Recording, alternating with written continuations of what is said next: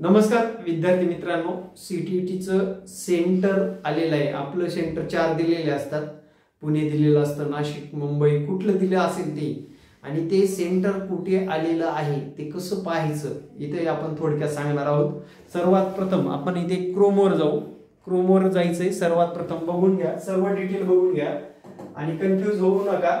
आणि स्वतःच्या मोबाईल मध्ये सुद्धा काढता येतं, मोबाईल मध्ये सुद्धा तुम्ही सीटीईटीचं हॉल तिकीट काढून त्याची प्रिंट घेऊ शकता, कुठेही जायची गरज नाही। असा क्रोम ओपन केला म्हणजे गुगल ओपन केलं, त्याच्यानंतर मित्रांनो इथे असं सीटीईटीची वेबसाईट आहे ती टाइप करायची। मित्रांनो सीटीईटीची वेबसाईट टाइप करायची आणि इथे सेंट्रल टीचर एलिजिबिलिटी पहिलंच पेज ओपन होतं, बरोबर।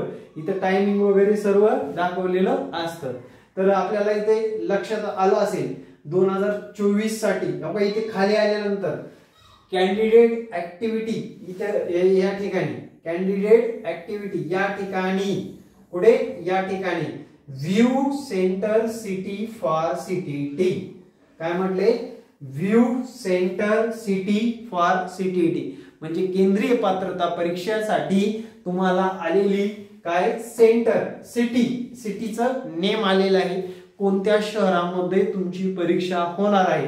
तर मित्रांनो इथे लगेच तुम्हाला दिसून येईल की तुम्हाला इथे ऍप्लिकेशन नंबर मागेल, तो आपला ऍप्लिकेशन नंबर XYZ काय असेल ते ॲक्युरेट टाका, काय करा ॲक्युरेट टाका। त्यानंतर बर्थ डेट ऑफ बर्थ टाका, इथे काय करा डेट ऑफ बर्थ, सुरुवातीला तारीख, मंथ, इयर टाकून द्या।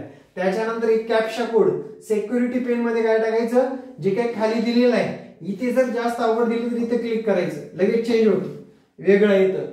परत आपल्याला जर जास्त अवघड वाटले चेंज करून घ्या, जे काय आहे ते व्यवस्थित त्या इथे टाकून घ्यायचं। इथे असं सबमिट बटनावर दाबल्यानंतर तुम्हाला तुमची सिटी कळून जाईल, पेपरची दिनांक कळून जाईल आणि मित्रांनो 2 दिवसामध्ये हॉल तिकीट सुद्धा येणार आहे।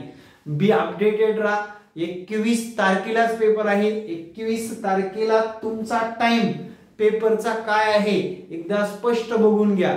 सेकंड वाल्याचा सुरुवातीला पेपर होणार आहे आणि फर्स्ट दुपारून होणार आहे आय थिंक।